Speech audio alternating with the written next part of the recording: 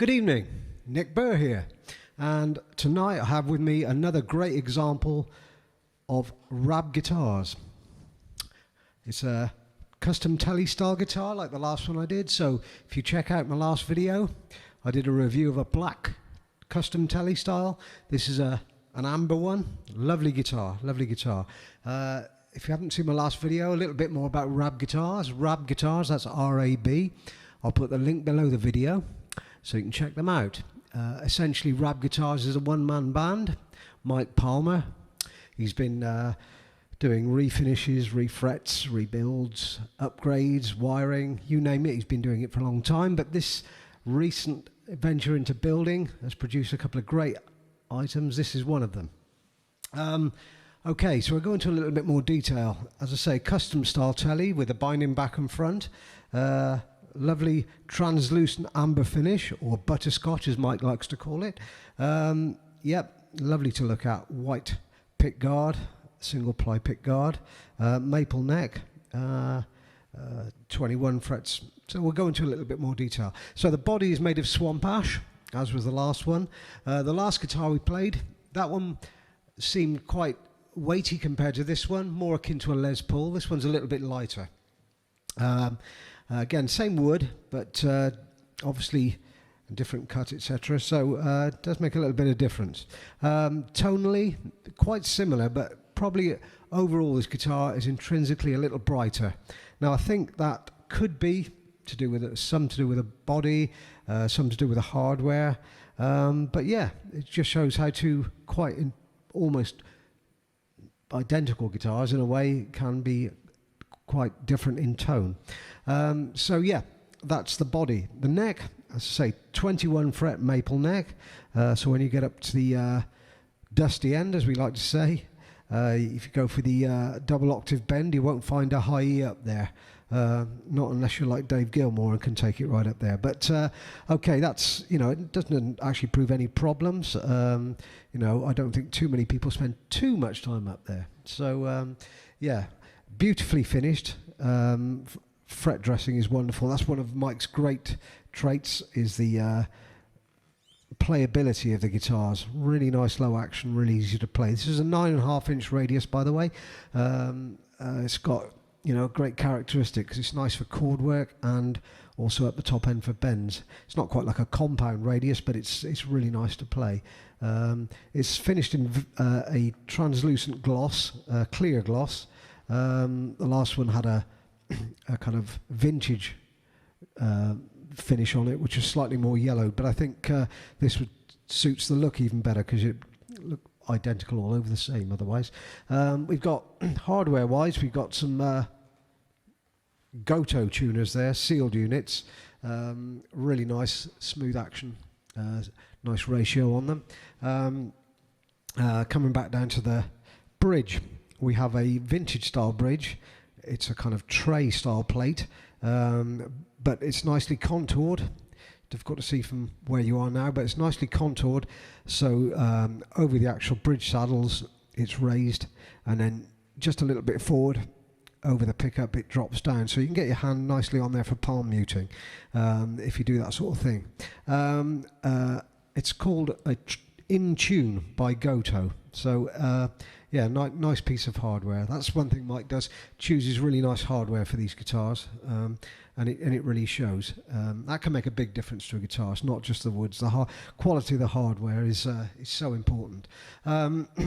Pickup wise, we have a set called the Boss by Bare Knuckle. I think they were the same on the last guitar we tried.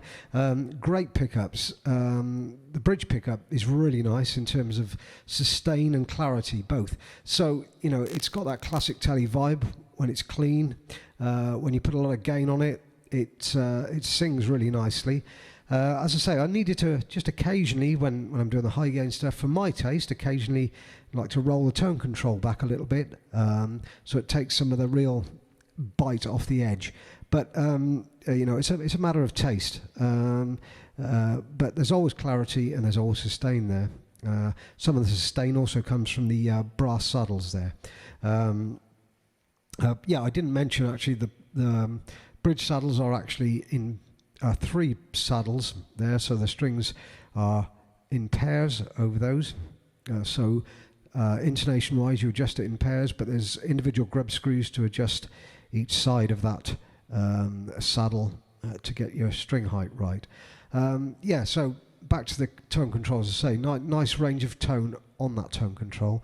And similarly with the volume control, when you back off the volume, it starts to clean up straight away, or you can hear the cleanup. It doesn't drop off immediately.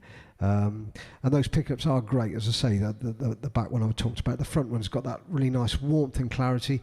When I started off playing just now, you probably heard some kind of sub-Hendrixy type stuff, and there's a lot of low-end warmth in that. So that's basically the guitar in a nutshell. We'll go on to a little bit of playing again. I'm going to start with a clean tone. This is really clean. I'm running through my Line 6 Helix straight into the desk. A good way to listen to this, particularly if you're on YouTube, is with headphones. You'll get a little bit of that ambience I like to put on, a little tiny bit of stereo ambience, just to give you some room, really. This is a kind of Vox AC30 type patch with probably just a little bit of reverb and compression on.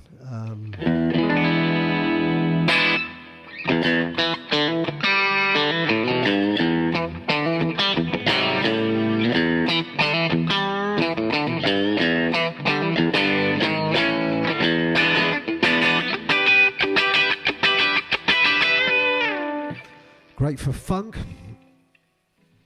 And going on to the middle setup. That's a real nice country tone.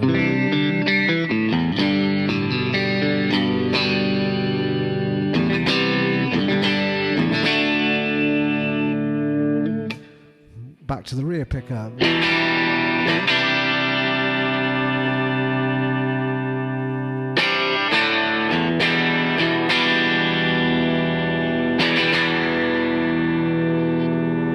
Great for chords, that. I love that tone. Sustains for ages. Okay, we'll put a little bit of gain on. Kind of a low gain Marshall. I've put a bit of delay on this, so it's not just straight in your ears.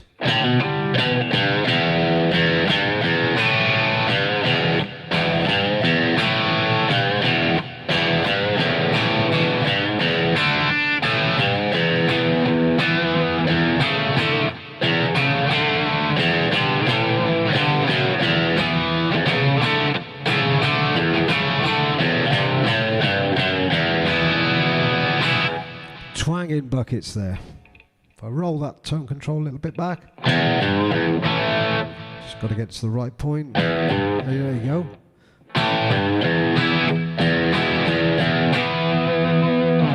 Just a little bit more Gibson-y.